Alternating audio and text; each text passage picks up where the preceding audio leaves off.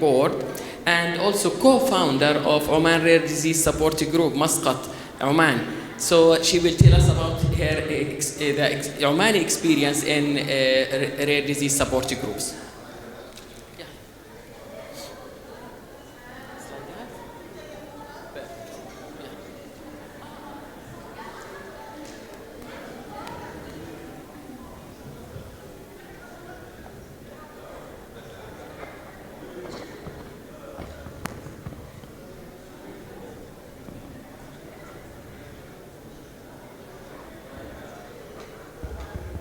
السلام عليكم ورحمة الله وبركاته. بسم الله الرحمن الرحيم. Thank you for the invitation and thank you Dr. Maryam and Dr. Ayman for having me today to share my experience with Rare Disease Support Group in Oman. Next slide, please.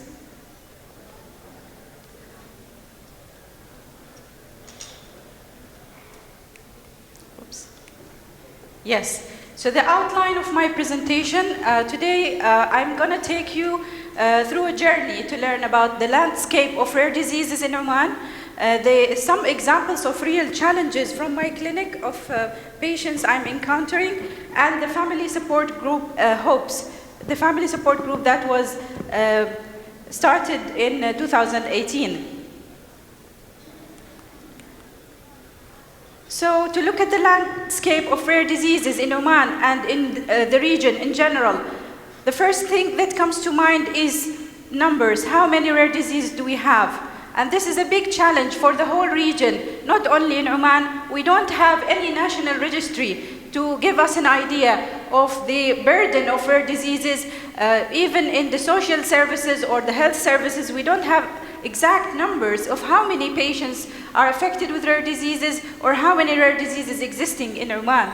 But we do have some efforts in the last decade and publications in the medical field that covers so many rare diseases. I'm here presenting some examples. The paper that was published in 2014, so this is like almost 9 years ago, has completed data on 285 patients that were seen in the biochemical clinic. So these patients were diagnosed molecularly and confirmed to have around 64 different types of inborn errors of metabolism in Oman. So you can imagine how much is the number now. It was 64, so it must be more than 200 diseases probably. 95% of these patients were born to consanguineous parents as expected, and first cousin was observed in 79%. The map of Oman, probably most of you know that we are neighbors to the UAE and the Kingdom of Saudi Arabia and Yemen. So Oman is an open country on the sea. You can see that it was very famous for trades, and people from different ethnicities have come to Oman in the past. So we share certainly some diseases in the region with the Gulf countries, with the Asian countries, and the North African countries. This map here just shows you the burden of diseases in different regions. So I don't have a pointer. In the map you can see that most of the diseases are reported from Al-Batina region there, Muscat and Dakhliya. Probably because these regions are highly populated and they are close to the capital, so they have more access to diagnosis.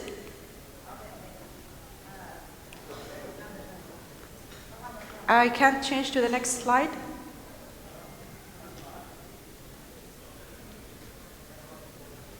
Yes. So another publication that came out last year was covering the immunodysregulation disorders by my colleagues, Dr. Tariq Al-Farsi and Dr. Nash'at Suketi. They published a paper that included data and information on 239 patients with inborn errors of immunodysregulation. And this was covering the period between 2010 and 2021. Out of 77 patients with immunodysregulation, 35% died, and only 5 have received hematopoietic stem cell transplant as a treatment. And there was a dramatic number of years of reaching a diagnosis in such severe presentation and in serious diseases like immunodeficiency. The delay in diagnosis was almost 5 years. The mean diagnostic delay was almost 5 years. When it comes to neurology, there is no data published on how many patients suffer from genetic diseases or rare diseases in Oman, but it's a major area of rare diseases. I can see in my clinic almost 60% of the referrals are patients from neurology with neurodevelopmental, neuromuscular, DMD, spinal muscular atrophy, epilepsy, and syndromic or chromosomal disorders associated with neurological manifestations. If we talk about nephrology, we had so many publications as well. There is a paper that is coming in the pipeline that will talk about steroid-resistant nephrotic syndrome, where 61 out of 77 had a genetic cause. And this is really not common in the Western world, but most of the nephrotic syndrome that is steroid-resistant in children has genetic basis in Oman. We do have another publication that talks about chronic kidney disease in Oman, and it has cited autosomal recessive polycystic kidney disease as one of the commonest causes of chronic kidney disease in Oman, and HUS as another cause. If we go to endocrinology, we do see many patients with osteogenesis imperfecta, and I'm sure this is the same also for other Gulf countries, as we have the recessive type. 5 or 7 years ago, we were taught in residency that osteogenesis imperfecta is a dominant disease, and most likely it is a de novo disease. But when you see the recurrence and the burden of this disease in Oman, after researching with our colleagues in the Kingdom of Saudi Arabia, we have discovered recessive types of osteogenesis imperfecta. And we have more than 100 patients of osteogenesis imperfecta in Oman receiving treatment. We do have hereditary rickets, we do have congenital adrenal hyperplasia and hyperinsulinism. Other rare diseases, this platform is not for geneticists and genetics, it's for rare diseases. So there is not enough time to mention all the diseases that we are encountering in our clinic. We do see rare cardiac disorders, we do see rare syndromes, we do see respiratory syndromes with rare diseases, cystic fibrosis, and so on. We have patients with rare skeletal dysplasias, eye disorders, other non-genetic disorders or undiagnosed disorders. So probably, and this is just a personal opinion, we might end up having 3,000 to 5,000 or probably more patients with rare diseases living in the Sultanate. Diagnostic services is one of the biggest challenges that we have been addressed during yesterday's sessions and today's morning. We do have services, but it's very limited. The diagnostic services depends on human resources, training, and technology. We do have a training program for Omani pediatricians that has been there for more than 2 decades, and I am the assistant program director of this training program, and we have managed to change the curriculum to bring the residents to genetics. It was an elective rotation. We made it mandatory for all pediatricians to come to genetics and learn about genetic diseases and rare disorders. We have established with our colleagues at Sultan Qaboos University a medical fellowship training on medical genetics that is on 3rd year now. And we have organized a lot of conferences, symposia, and subspecialty days to spread the awareness to the other medical field subspecialties to detect such disorders and refer early for diagnosis. And public awareness is something that we will talk about a lot today. The other thing so that's in relation to human resources. When we come to technologies, we have 2 highly specialized centers in the Sultanate. We have the National Genetic Center that is under the umbrella of Ministry of Health, and we do have Sultan Qaboos University Hospital Department of Genetics. So now we'll move to some examples from my clinic of patients with rare diseases whom I know personally, and I have with them established the rare diseases support group for the families. So this is Fatima, and the parents of Fatima have created an account on Instagram called Little Fatoum. And this is one of the patients that I encountered when I came back from my training in 2016, who was without a diagnosis. You can see in the first picture down there, she was admitted frequently, almost every month, with chest symptoms and chest infections. She had very short limbs, and she was looking very rare. So there was no diagnosis. Chromosomal tests were negative. A clinical or a whole exome sequencing was negative at the start. So collaboration with researchers on skeletal dysplasia have yielded the diagnosis of a rare, very rare disease called spondyloepimetaphyseal dysplasia SOHAD type. And there is only one family with this disorder reported worldwide in Iraq, and Fatima is the second patient. So Fatima is 7 years old now. Her height is just 73 centimeters. As you can imagine, the difficulties she is facing. She grown up out of the recurrent chest infections, and she still has these very short limbs. She has normal intelligence. She's going to school. She's in grade 2 now. She's doing very, very well. Her mother still have some challenges to share with you. Delayed diagnosis of 3 years, lack of expertise in orthopedics because Fatima has deformities in her lower limbs and she needs correction. And we hardly have anybody specialized in pediatric orthopedics or rare diseases to help Fatima. So the Treatment Abroad office has sent her to Switzerland to have her operations. She is facing acceptance issues in the society and adjusting. They were building a new house. I still remember Fatima when she told me, now I have to make the doors with the, the knobs that has to be adjusted for Fatima's, short stature. This is another similar story of two siblings with a rare disease, which I have seen in clinic. They were investigated. Even from prenatal period, they were noted IUGR, amniocentesis was done, and karyotype was normal for the first child. They were followed up for many years for what was thought to be failure to thrive, but their endocrine workup was normal. And so then we have requested a whole exome, which revealed another rare diagnosis called SOFT syndrome. They suffer from this similar issues that Fatima had, and they are also having another affected child. This is another challenge which was there because of the delayed diagnosis, which could have been prevented, as this is a recessive disorder. Another patient is a lovely patient who is close to my heart. This is a patient who I have seen in the neonatal period who was diagnosed with Stuve-Wiedemann syndrome. I have diagnosed her immediately in the first week of life, but we had to wait for confirmation by molecular testing for at least a few months. She had gone through the journey of recurrent chest infections, corneal scarring, hyperthermia, and skeletal deformities. The challenges that has faced this patient is she is from the very south of Oman, very rural area, and there is only one health center there. There is no hospitals.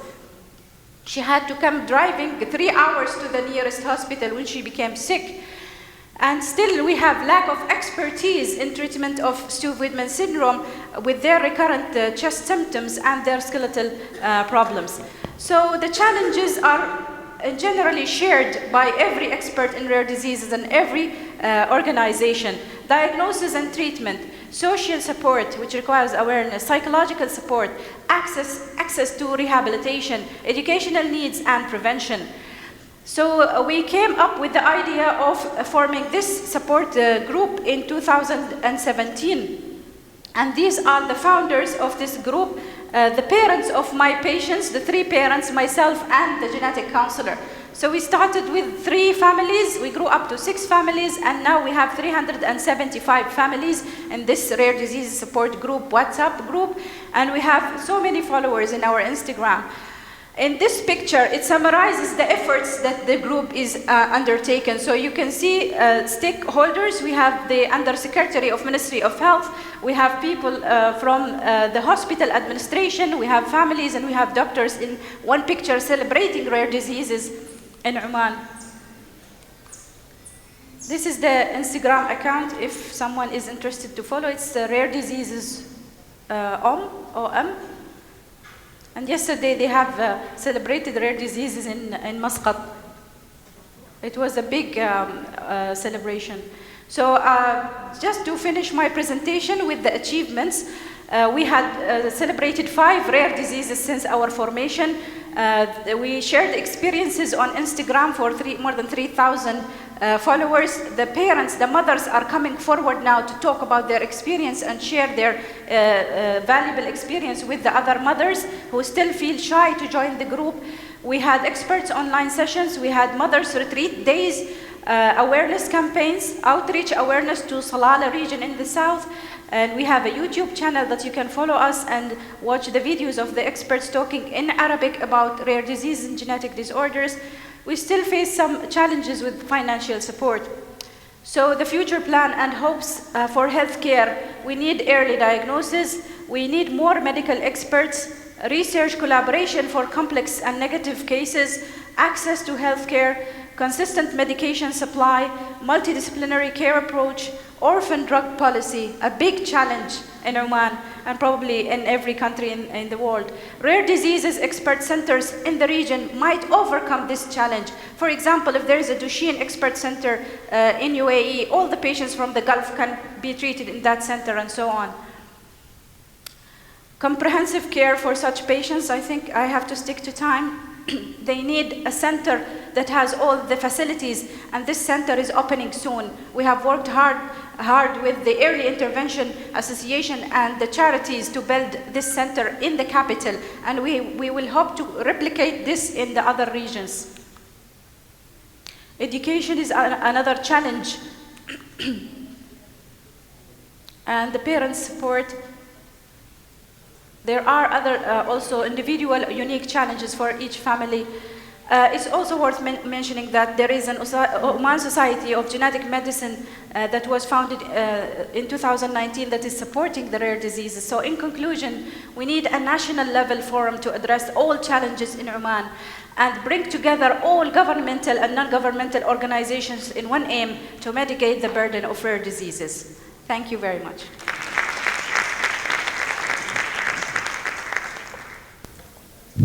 Thank you very much, Dr. Maryam. It's always a pleasure listening to your talk. Maybe we have time for 1 or 2 questions because we need to catch up the. We have mic, yes, please. It's also here.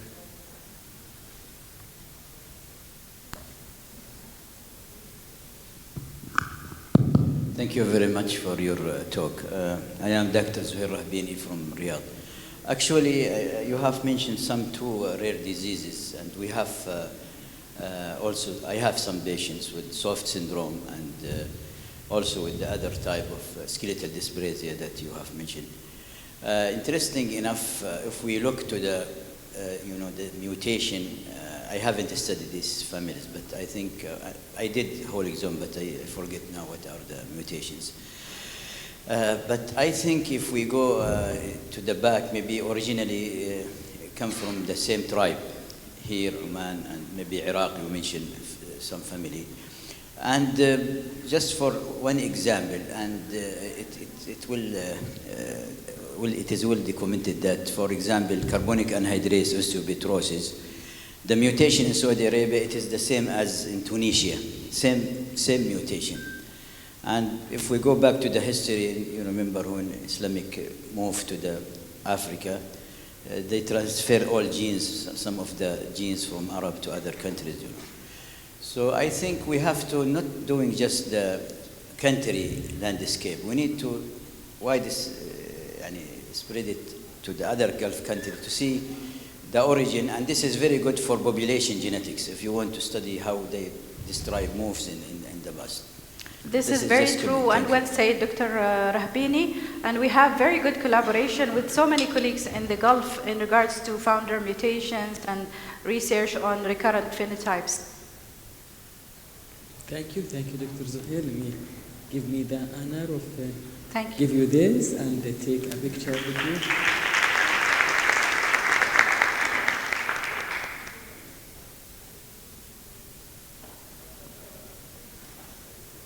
Thank you.